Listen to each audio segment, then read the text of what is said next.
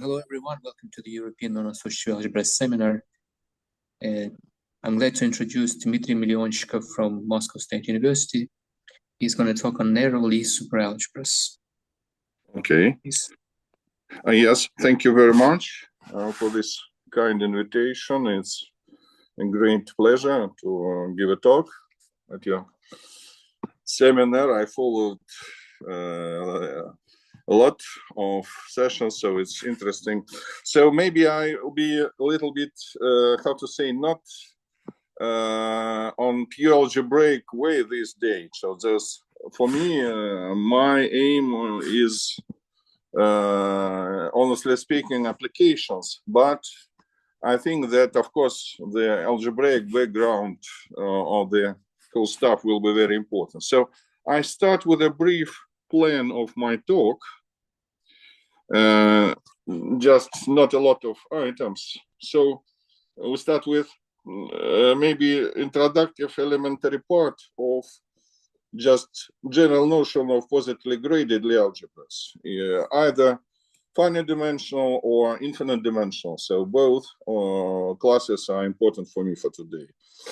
And of course, as the title, so the main object will be narrow Lie algebra. So I'll recall definitions at this point. And there's also is very interesting subclass that I call Lie algebras of width 1. We'll discuss later. Also very interesting. And I think that two classification results at the very end. And the special gradings will consider so-called natural grading of Lie algebras or super Lie algebras. So just we start with some very basic definitions, elementary ones. So for today, I mainly speak about Lie algebras and super algebras over the field of zero characteristic. However, we'll mention some facts in prime characteristic, but the main object, the main, how to say, stuff, it will be these three types of fields. In fact, all of them are interesting for geometric topological applications. Maybe I'll have not enough time to, how to say, to outline all applications that are related to narrow Lie algebra. So you see the very natural definition. So grading set, we consider in general positive real numbers. Of course, today we'll speak mainly about positive integers as alpha, beta. And very important and obvious remark that finite dimensional positively graded Lie algebra is nilpotent. That immediately follows from these grading relations that you see on your screen. And also, we also, of course, it's very useful to think about the situations when some homogeneous components, or maybe infinitely many of them, are trivial ones. So not necessarily will have non-trivial all homogeneous components. And very important, how to say, important Lie algebras, positively graded, if we mentioned nilpotent. So let's start talk about nilpotent Lie algebra. So it's well-known facts. Just I recall, I'm absolutely sure that everybody you know, well, just how to say, to recall that in the first dimensions, all nilpotent Lie algebras admit positive Z grading. So it's absolutely obvious in first dimensions. In dimension 3, there are only one non-trivial algebra, that is Heisenberg, with well-known relations. And we see that it's graded by one-dimensional homogeneous components spanned by basic vectors. So you see that downscripts coincide with the downscripts of the basic vectors. The same story is in dimension 4 when we have 2 up to isomorphism Lie, nilpotent Lie algebras. So you see also very simple graded relations. In dimension 5, we still will, of course, we'll have much more. It's a complex classification, sorry, but you can do it in real case, a list of 8 Lie algebras.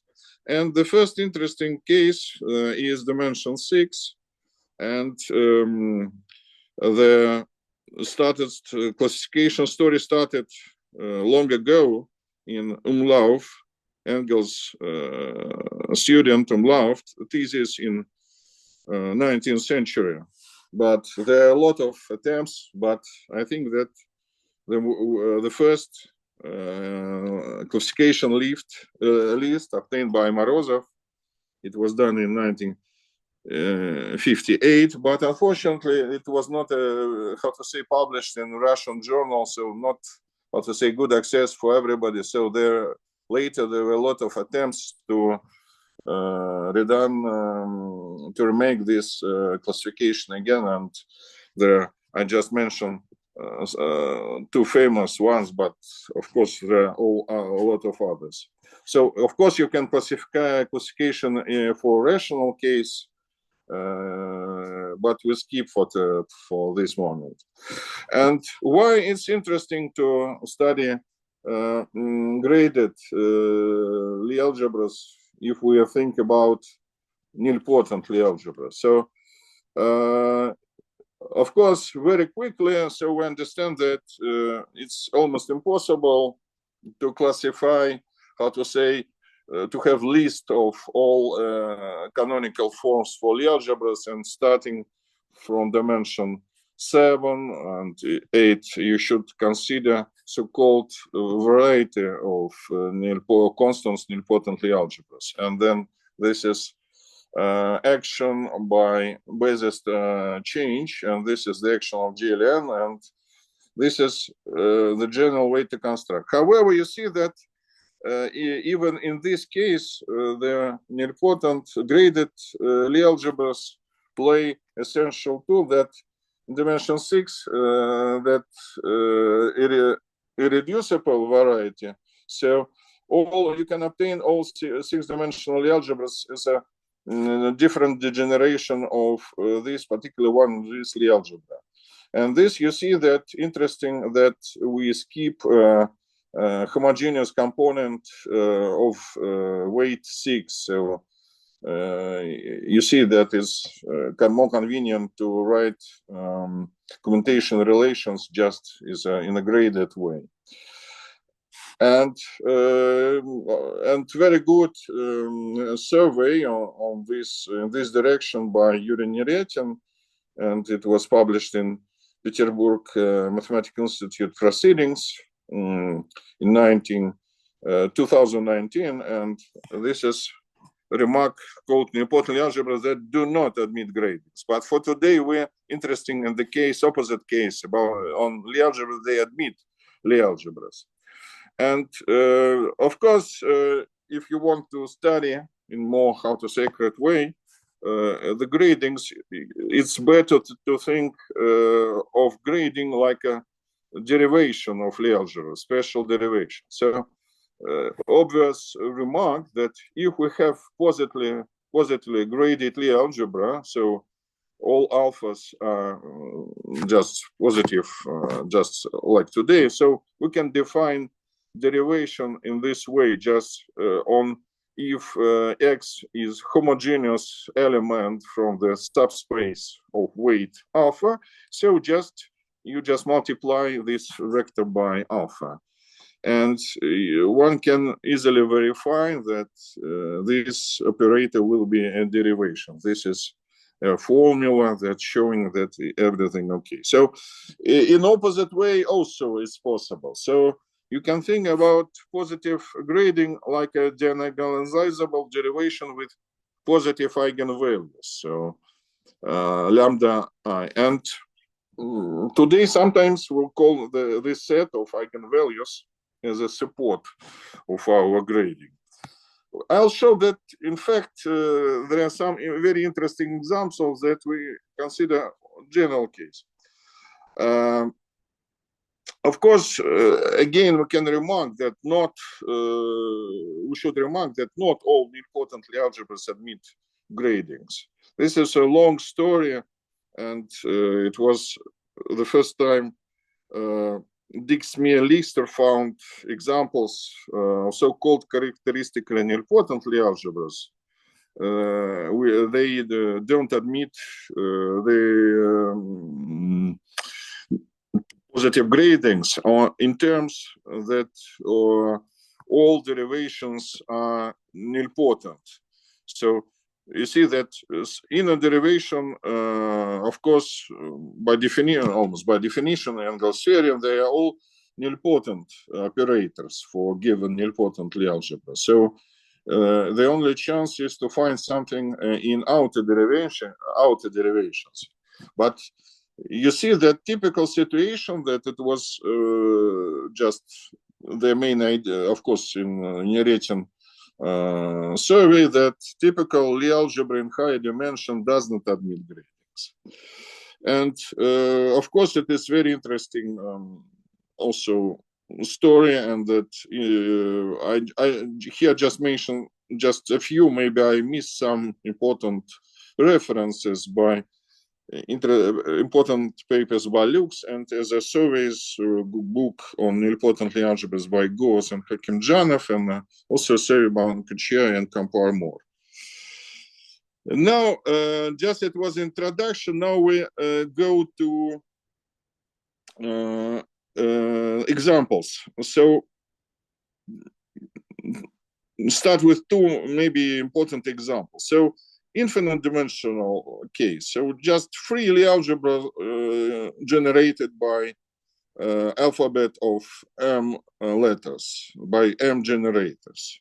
And of course, the natural weight is the length of the word in this alphabet. So the homogeneous component is spanned by all K words that constructed using our alphabet.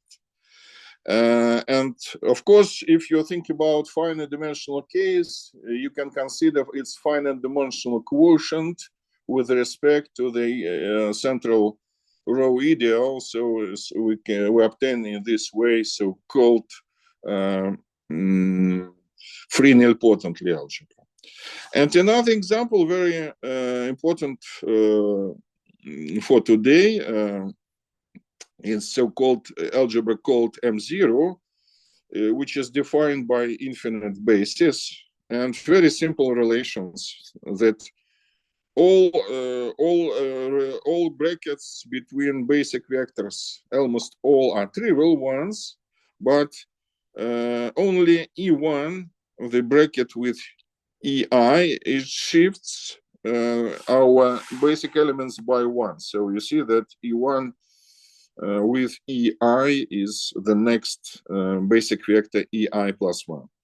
So in this, if you define grading just span of corresponding basic vector, I mean E1, E2, E3, and so on, so all homogeneous components are one-dimensional subspaces. But we'll see that's not unique grading. It's very useful. I'll not, how to say, but just to recall that there is a very useful notion of equivalent gradings. So you see that you can another support, another set of, remember this, eigenvalues. So it's just very natural definition what is equivalent. So just a bijection and together with automorphism of Lie algebra, so that sends homogeneous components to corresponding ones. And also you see the bijection, the final support. So we'll see in an example of this. You see, I just specially take example. It looks, I will explain a little bit later what does it mean, but you see that algebra is very simple. It's finite dimensional quotient of algebra M0. So you see that it is 5-dimensional algebras, and all non-trivial brackets are in the list. So you see that E1 shifts E2 to E3, E3 to E4, E4 to E5, and all other brackets are trivial ones. So some constant -6, I will explain what does that mean. Gram matrix, what does it mean? You can define Euclidean product by this basis using this gram matrix. I will explain why it is interesting. But you see this very strange derivation, or you can you can define grading using that. You see that not all naturals. You start with 2, 9, 11, 13, 15. So the support looks strange. But if you look thoroughly on definition on equivalent grading, you will understand immediately that, however, this unusual grading is equivalent to standard one that I mentioned. Oh, here it's 6, sorry. Support S, you should end by 5. So 6 is misprint. And this strange example of grading comes from interesting geometric application that related to two, how to say, very popular in geometry subjects. One of them concerns so-called Ricci-Soliton matrix, which is related to Ricci flow. Everybody had it. And another one is so-called the construction of Einstein solved manifolds. But this is geometric stuff I just mentioned. But algebraically, what we'll have? So we have a nilpotently algebra, but additional structure we should have. This is inner product or Euclidean scalar product on G. And one can take orthonormal basis with respect to this product of our Lie algebra. And the invariant, if we follow definition of Ricci tensor and define in natural way Ricci operator, it will be on Lie group that corresponds to Lie algebra. In fact, it will be operator on Lie algebra. And this is formal definitions. Just you can know nothing about Ricci tensors, Ricci so on, Riemann tensor, Kovac tensor. Just you can define formally using adjoint operator basis, here orthonormal basis, and adjoint is defined with respect to our metric that is given also. And very interesting, this is you see that notion so-called Einstein derivation, which leads to the geometric objects that I mentioned just a few minutes ago, that derivation of our nilpotently algebra, that is a shift. You see that this of our Ricci operator defined in previous slide. You see this looks very strange. It no, of course, it's not sometimes it's not necessary derivation, but you can shift by some constant and use identity operator. And if you find how to say appropriate C, this constant, you will obtain the derivation. So, but here is written in other form. So you can represent your Ricci operator in this way. So derivation plus some diagonal operator.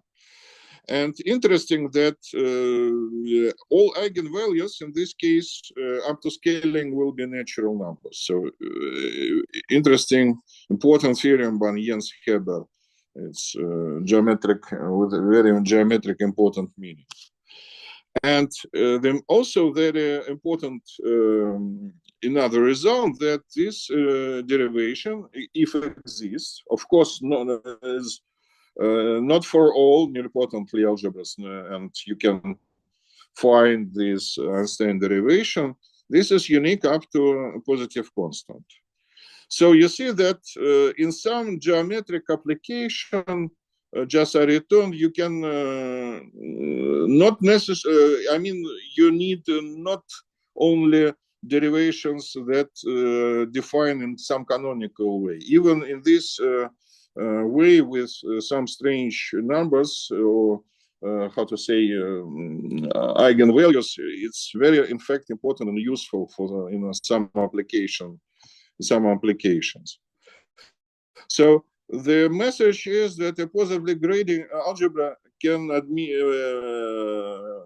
have a lot of positive gradings. And so our main example that I mentioned, this is Vierny algebra M0, very simple one, maximal class. So they will have a lot of, how to say, characterization of that. You can define another grading. You should take two-dimensional first homogeneous space spanned by E1, E2, and all other homogeneous subspaces are one-dimensional. You see that is E3, E4, and so on. And this is grading is natural. So we have a definition natural grading that you see that the definition that G1 with GI gives you all GI plus 1. And an important remark then, you should start with all I, and G1 gives you G2. So if you have a natural graded Lie algebra, it's generated by G1 component. This is very important, how to say, property of your naturally graded Lie algebras. And if you take free Lie algebra, of course, it's natural. So in some sense, the natural grading is, how to say, have the meaning of natural grading can represent by the length of words. You should have relations also homogeneous to have naturally graded Lie algebras. So for today, it will be a very important type of grading. I just outlined, this is natural grading, this is definition. And in this way, it's not looks, how to say, well defined, it depends on type of grading. But before going further, I also would like some geometric information in algebraic seminar that naturally graded Lie algebras are also well known in geometry. They call finite dimensional case, they're called Carnot algebras. But honestly speaking, Carnot algebra also need its metric Lie algebra. You should also have some scalar product and additional property that all homogeneous components should be orthogonal with respect to your scalar product. And this is a very important object either in sub-Riemannian geometry or geometric control theory. And of course, we just recall that support of any natural grading is very simple. One, you see just 1, 2, 3, so up to some constant s if we have finite dimensional case. And a very important remark about some invariant sense of natural grading. We can consider ideals of the low center series of our Lie algebra. So we have nilpotent Lie algebra, and but even in general case, we know that ideals define a decreasing filtration of your Lie algebra G. And in this situation, the associated graded Lie algebra is defined, so it's canonical object, graded object obtained from filtered one, and Lie algebra is naturally graduable. So if and only if it's isomorphic to its associated graded Lie algebra. Of course, you should. What is grading? Then, if you take appropriate grading or grading of associate gradients, that isomorphism will give you grading of your initial algebra. But this is, how to say, invariant sense. If you also think about invariant sense and derivations, so I would like to recall that automorphism of nilpotent algebra, if we skip Heisenberg Lie algebra, is always solvable algebraic group. And algebra corresponding Lie algebra of derivations, we can consider maximal abelian subalgebra of semi-simple derivation. So it's standard, so maximal torus. And sometimes the dimensional called rank of your Lie algebra. No, not sometimes, called the rank of Lie algebra. So if we speak about Einstein derivation, so it's, how to say, it's unique point or line in your space of, in your torus of derivations. This is so the end of the first part, so maybe a long one. And now I'm going to second one, what is narrow Lie algebra. So the first definition, general one, is the width of positively graded, naturally graded, n-graded by naturals Lie algebra. So if you have all dimensions of homogeneous components are uniformly bounded by some constant, you can define so-called width of your Lie algebra. So it's maximal dimension of homogeneous component. And for today, we'll call narrow Lie algebras the graded Lie algebras of width 1 or 2. So just to imagine how to look schematically on the width. So just no formal way, I just use next slide. You'll see the Lego bricks to, how to say, illustrate our Lie algebra. So by every square or Lego bricks, we represent basic vector in homogeneous subspace. So on the left example, you see that we have two-dimensional G1, one-dimensional G1, G3, G3, G4, and you see that maximum dimension is what is the level 1, 2, 3, 4, 5, 6 is dimension 3. So the width of the left example is 3, is maximal dimension of, and as the height of our diagram in finite dimensional case, it's so-called nil index of our Lie algebra. And the filiform Lie algebra that I call filiform tower, you see that in some sense very simple elementary behavior. You have the first homogeneous subspace of dimension 2 and then one-dimensional subspaces. It's a very naive way, just I want to recall, long ago I used the Lego illustration. It's, how to say, kids game. You can illustrate construction of naturally graded Lie algebra using this Lego set. You start with green and red generators, then you add some elements, this by means of so-called central extensions, and this is the Lego tower, which corresponds to the naturally graded Lie algebra with 3. So its dimension is just the number of Lego bricks, and the height of this tower is nil index of our nilpotent Lie algebra. And of course, we'll try to discuss both cases, infinite dimensional and finite dimensional case. So, but finite dimensional case, it's simplest case. So the first classical theorem by Michel Verne, that the answer, the simplest case, that the narrowest possible naturally graded Lie algebras with only one two-dimensional first component, that is unique up to isomorphism. It is M0 that we already defined. Remember, this is Lie algebras when all brackets are 0 except the brackets with E1 who shifts every EI to 1 to the right.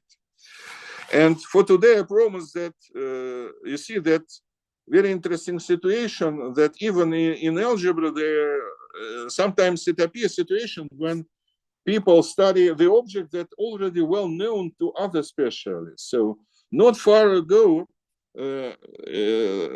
it was papers by Sergei Ivanov and Roman Mikhailov who started to study some applications of also another popular subject, so-called Lamplighters groups. Classical Lamplighters groups is, you see the definition that is, it looks very simple.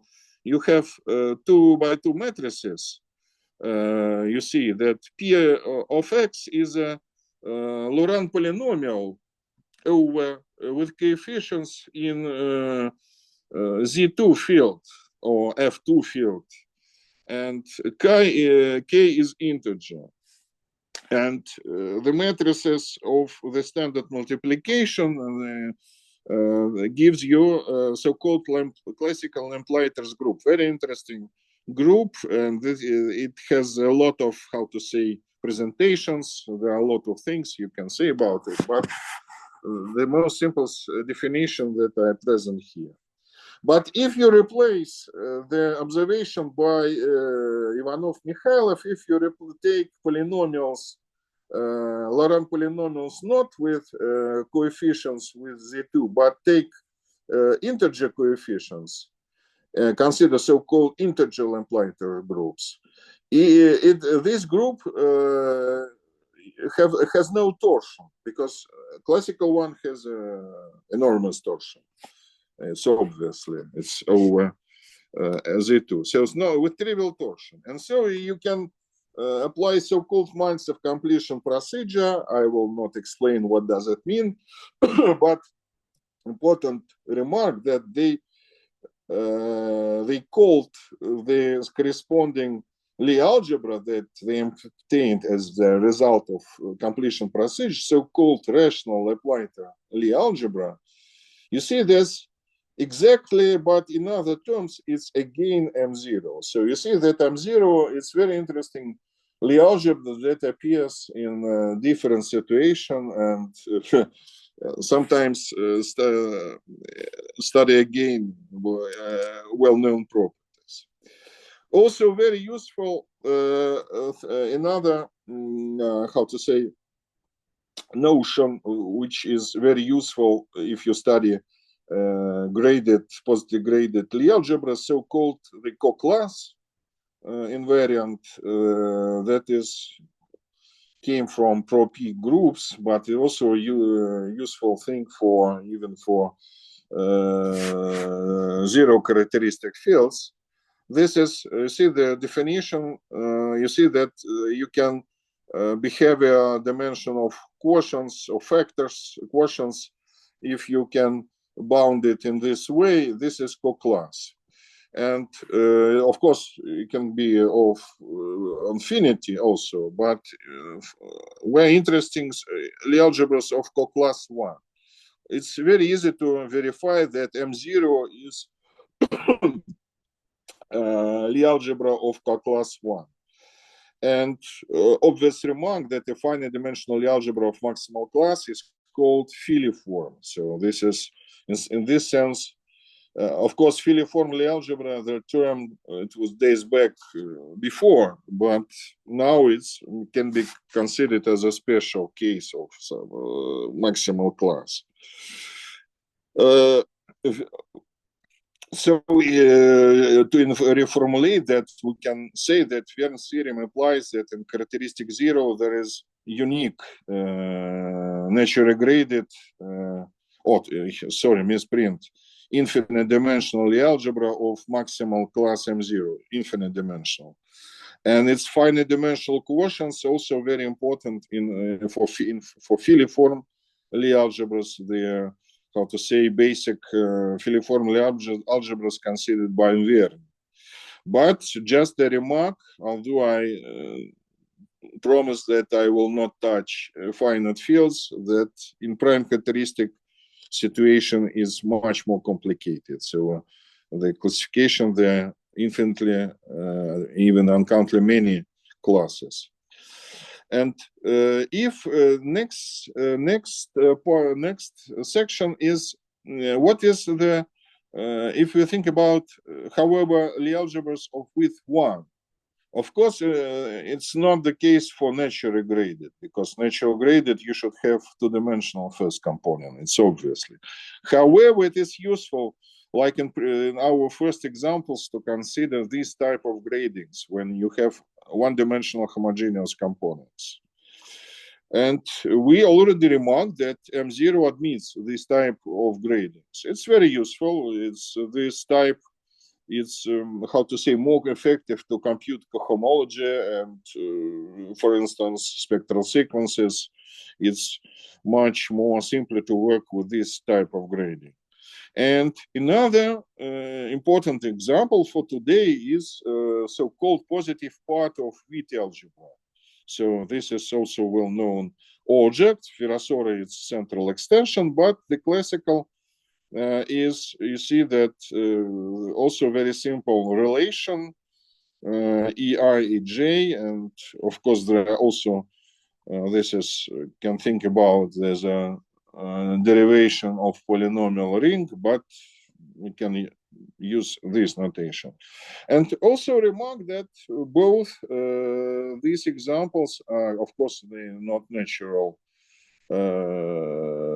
gradings. And if we consider, but it's, you can define filtrations and associated graded object, it will be again M0. So we have in this class. And now the first classification result that I would like to mention, that dates back, also rediscovered several times. Maybe the first, I think the first time by Alois Fialovsky in 1983, very brief, unfortunate proof. And her result partially was redone by Shalev Zelmanov and also by Hakimjanova.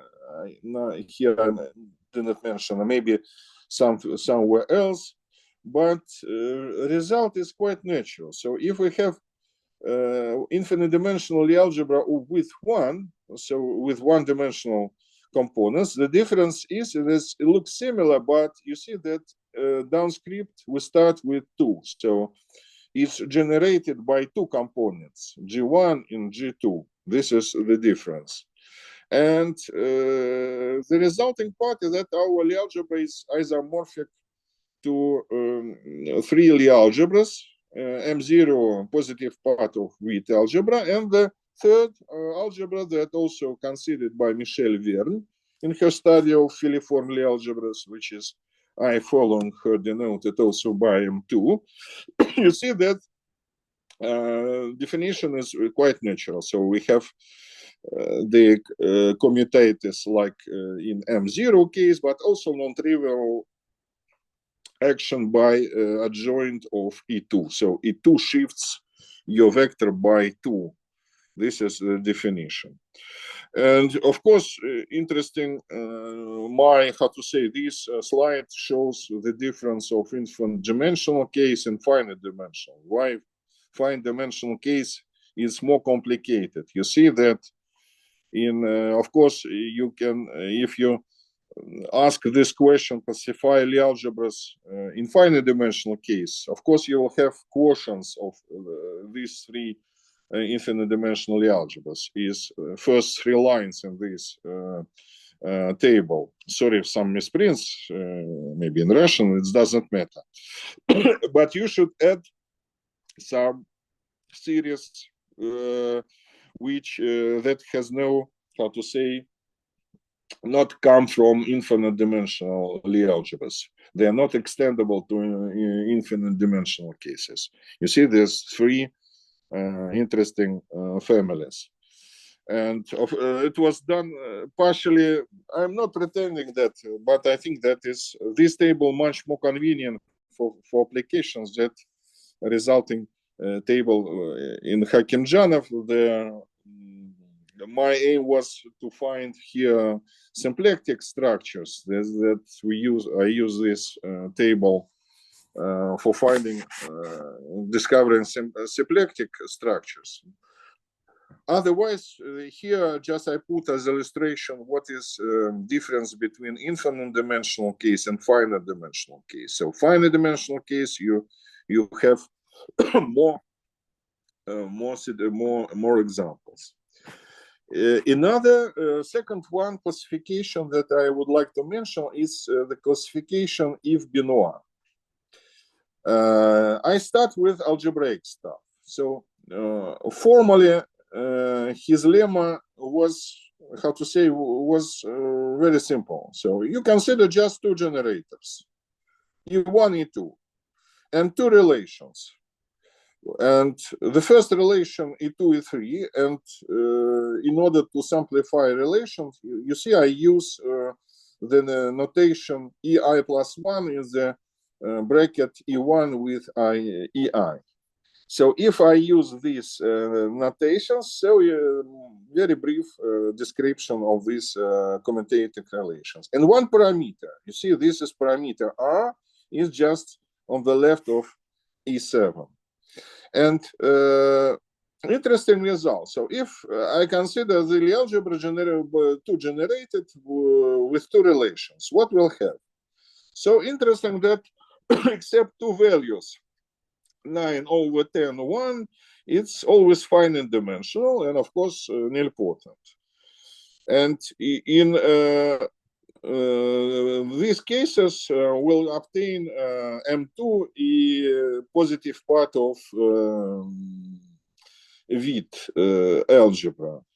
And for other values of parameter, we'll obtain 11-dimensional graded filiform Lie algebras, or some also 8 and 9. So in fact, you can classify all cases. So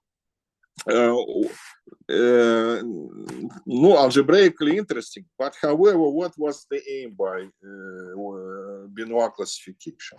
In fact, it was a part of his proof of when he gave a negative answer to famous Milner's question that sometimes called Milner's conjecture, who asked whether a simply connected nilpotent group always admitted left affine or affine structure. Unfortunately, I have no time to explain what does it mean. In fact, it's not very complicated, but as abstraction for existence of affine complete, you should also add complete left invariant affine structure. He constructed 11-dimensional filiform graded algebra that it's called R-2, and then it's considered its generic deformation. And very complicated, very hard part of his proof to prove that this finally deformed Lie algebra has no faithful representation in dimension 11. Here, unfortunately, may I put, but interesting, of course, story, because there was another proof by Burde and Grunewald. Even they added more examples in other dimensions answering the same question. But for me today, it's how to say, more naturally to work with Benoit construction, so Benoit proof. This is interesting classification. How we can construct also two generated graded Lie algebra. In classical case, we know other examples. So just consider Cartan 2x2 matrix of a simple Lie algebra. So using the Cartan matrix, of course, you can define its nilpotent part, its classical, I forgot, Chevalier Cartan basis for simple Lie algebras. But if we take only two relations of this, then you construct its nilpotent parts of simple algebra. So we can we'll get in this way finite dimensional nilpotent subalgebras of our three simple algebras. Even for but for generalized Cartan matrices, which can be degenerate, also interesting situation. So if we consider these two relations, we obtain nilpotent part of Kac-Moody A11. You can also represent it by loop algebra, and N2 is another another Kac-Moody algebra. You see, this is listed relations of these two generators and two relations. Why I mentioned this? Interesting remark that these two algebras N1 and N2 are natural grading, but you see these are periodical ones. The natural gradings are the behavior is mentioned. So the numbers 1, 2, 3, 4, 5, 6, in fact, so that they are also has grading of width 1. So they exist in Fiolovsky extended list of classification that I have not mentioned. But I also want to add to N1 and 2 a new algebra that I denoted N2, 3, this central extension of N2. Just you see that I add only one element, central, the Z in blue, and it's generated by its bracket E2 with E3, and it commutes, it is central element and commutes with all other basic elements. So you see, this is three naturally defined, naturally graded Lie algebras. And the one of, how to say now, it's classification results. So I try to understand that to classify narrow Lie algebra, naturally graded Lie algebras, I mean of width 2, it's how to say crazy problem or extremely hard problem. So the first step was to outline some subclass of it. This I called Lie algebras of width 3/2. What does that mean? It means that the sum of dimensions, neighboring dimensions, does not extend 3. So if you have, for instance, two-dimensional subspace, it should have one-dimensional neighbors before and after that. That is, in thin Lie algebras, I hope that I will mention, it's called diamonds, but it's not diamonds in classical sense. It looks like diamonds. And this is classification of all algebras. You see that, of course, you will have algebra M0, N1, N2, N2, 3 that I mentioned, but also uncountably many algebras. So you see any sequence of numbers 3, 5, 7, 9, you can construct central extension of M0 that I denoted by M0R.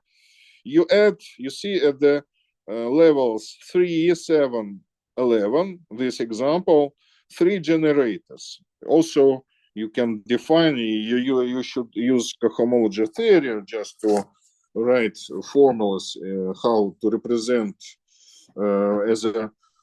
them as a product, as the word of generators, but it's a very easy formula. You can trust me. And this is finite, infinite dimensional classification. And also in this, it was done finite dimensional case, more complicated that I promised. And this is the idea how it was done. It was used by using the central extension, when can you extend only even or by one-dimensional extension or two-dimensional? It depends. And you say that this kind looks like a genealogical tree of.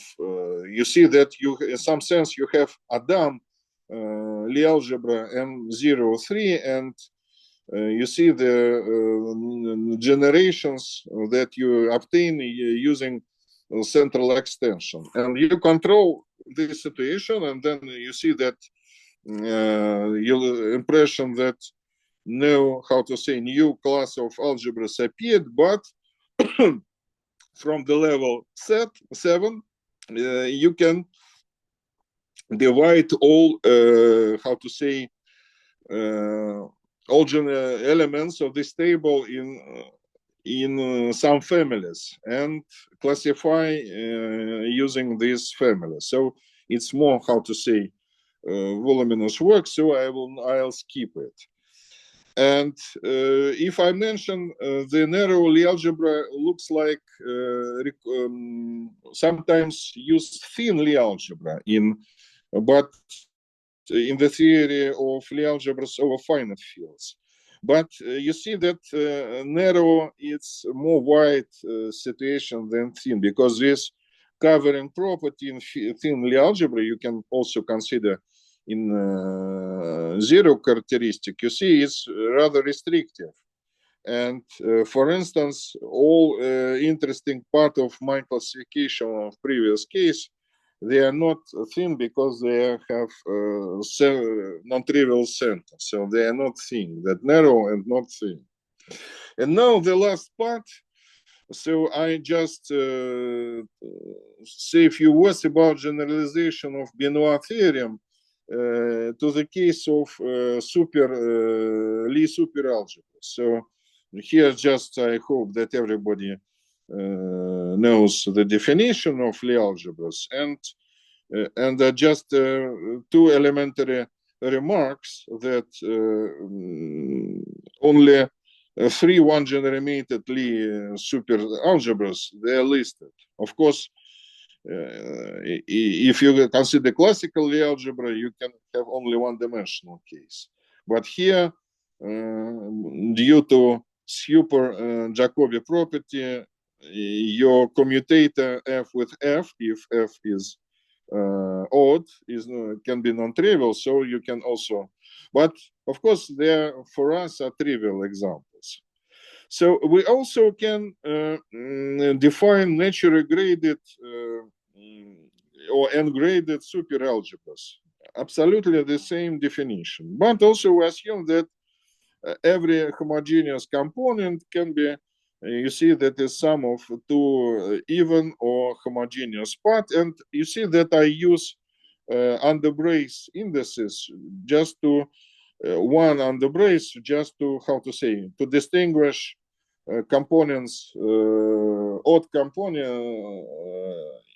in superalgebra from component of weight 1 as n-graded. So you should use these different notations in order to evade problems. And I recall that you remember we started with positive part of weight algebra, and here well-known generalizations, super generalization of Virasoro Lie algebras is Ramon and Neves-Schwarz superalgebras. And here this definition. So the 3 lines in definition, you see that odd generators, but here I use physical definition of Virasoro. You see difference, not j minus I, but I minus j, but it's equivalent definition. And you see that you should add basic odd elements gr and 3 lines of relations with these odd elements. So also well known. And the difference of Ramon and Neves-Schwarz superalgebras that for in Ramon case, we consider integers as downscripts of GR. But for Neveu-Schwarz, we consider half integers. You see that -3/2, -2, and so on. And if we have, how to say, two super analogs of Virasoro of it, so what about generalization? We'll discuss generalization. But now, before formulate the theorem, I just want to, how to say, clarify situation and take so-called positive part. So now we consider, you see, basic vectors only with positive values of downscripts. L1, L2, L3 in both cases, and the downscripts, it depends on situation. For Ramon, positive Ramon, we consider G1, G2, the G3, and for Neveu-Schwarz, positive half integers. You see, this is the relation. And relations are simple ones because we consider positive, no sense to consider central elements C, and very simple relations. So what does it mean? So first line, you the L1, L2, L3, they just form positive part of Witt algebra. And this is the representations, and this is the odd bracket that I denoted. So all of them are narrow ones. And very interesting remark that I think that I have time only for Ramon case. So now only a few minutes I have. So you see that it's naturally graded superalgebra with all two-dimensional homogeneous parts. You see, L1, G1 is R1 plus. It's quite natural by indices, downscripts. So, and it is generated by one L1 and by one G1. So you see in blue that L1, G1 are generators of your Ramon algebra. So the message is that positive part R plus of Ramon algebra is naturally graded. It has all homogeneous components, have dimension 2 and generated by L1 and G2. And what about we skipped Neveu-Schwarz? Of course, you see there's quite different situation, but I have no time because I want to formulate one theorem instead of two. And you see, this is super analog of our Lie algebra M2. You remember that it looks like M0, but E2 also shifts by every element by 2. You see that commutator E2 with EI is EI plus 2. And we should add also the relations with odd elements. So I also, you see that also two-dimensional homogeneous components, the elements F1, F2, F3, and 4, like in Ramon case, but with other, however, relations. They are listed above. And now it's super analog number 1. Unfortunately, I has no time to super analog number 2, which is Neveu-Schwarz.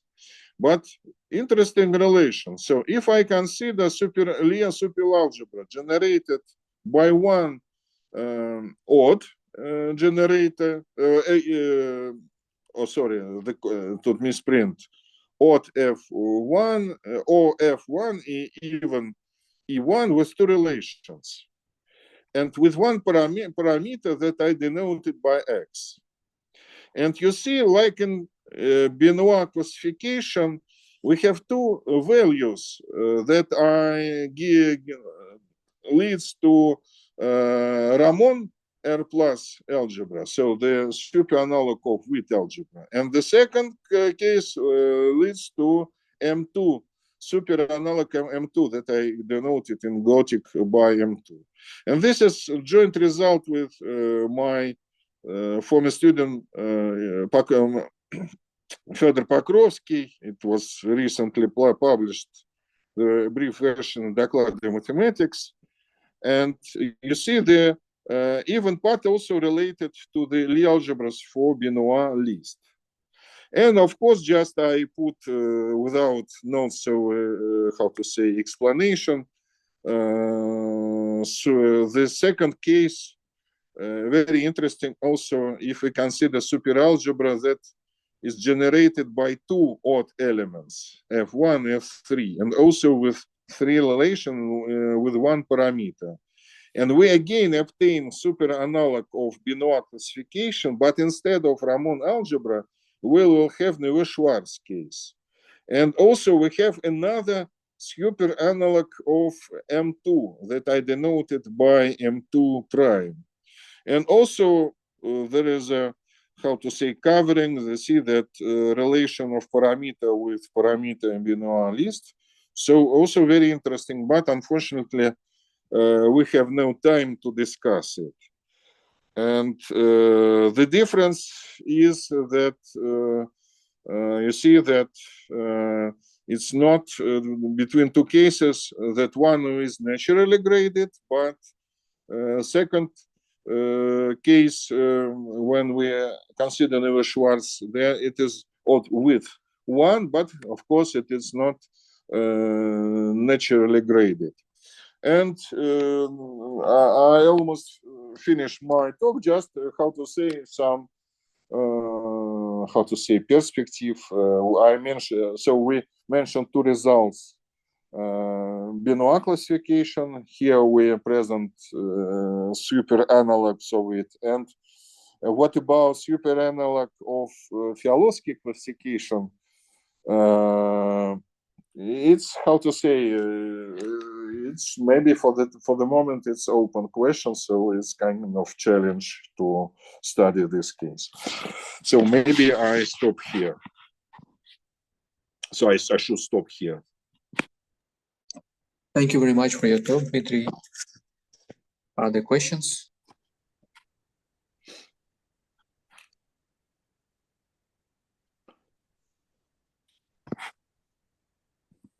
Okay. Dmitry, thank you for your talk. You taught about classification of six-dimensional nilpotent Lie algebras, yes? Yes. How many algebras in this list? In six-dimensional case, and depends on your field. If I'm not stating for complex, in complex case, it's if you study on I think that is 22, and for complex, and maybe 26 or 25. Maybe I'm mistaken, but approximately 25, 26 is in real case. And good reference is a Simon Solomon paper on it's called symplectic nilpotent Lie algebras. It has appendix when he outlined in a very, how to say, transparent way all tables and expressions. So it's well done here. Because it's difficult to find the original reference to Morozov list. That's why it was discovered, how to say, later in Europe than in Soviet Union when it was obtained. Okay. On one slide, you saw the so-called Graham matrix. Yes. Can you explain what is it? Graham matrix, it's matrix like in a linear algebra, matrix of that you take scalar product of all basic elements. So when you can define your scalar product, the standard way that we always use in linear algebra, that we're thinking that always will have, how to say, orthonormal basis. But if you remember the theory of polynomials, orthogonal polynomials, for instance, Legendre polynomials or Chebyshev, Laguerre, and so on, then it's different. In order to obtain orthonormal basis, you should, how to say, consider Gram-Schmidt method. But in initial step, your definition, you define your scalar product by means of Gram matrix, the scalar products of two basic elements. This is Gram matrix. Okay, understand. Thank you. Question. Thank you for your question. One more talk. Yes, One more question. so there are some questions. Is chat? Can you also answer the concept of coalgebra, narrow coalgebra? I have not considered, but obviously to me that of course it's dual picture. It's of course. You know that now if you study nilpotently algebra, it's more convenient to study dual situation. Instead of Lie bracket, you consider the dual application, differential, and this is in this sense it is part of so-called Sullivan minimal models. So instead of Jacobi identity, you have the conditions the differential squared vanishes. And to my mind, and now I think that if you look through all papers that unfortunately I have not mentioned a lot of things related to the things I mentioned. I mean, invariant symplectic structures, invariant complex structures. But in all papers, when they study nilpotently algebra, they use this dual picture. I mean, instead of Lie brackets, they just, how to say, and Simon Salomon also. So they write instead of bracket differential. This is very useful. So in this sense, of course, coalgebra is quite natural to consider narrow coalgebras.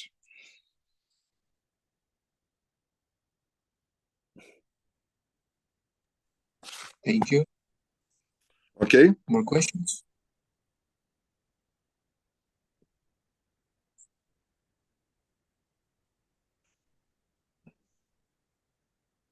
Okay. I think that everybody disappeared. Yeah. Thank you for. There are still 24 participants. 24. Okay. Thank you for invitation again. Yeah. Thank you for your talk. Okay. So maybe if there are no questions, we can stop at this point. Yes. Maybe there's some chat. Just I try. Yes, there is a chat. Yes, I think I answered about narrow. Yeah, you already answered this question. Okay. So thank you again for invitation. Thank you very much, and I wish all the participants a good week. So see you. See you. Yes. Okay. Bye.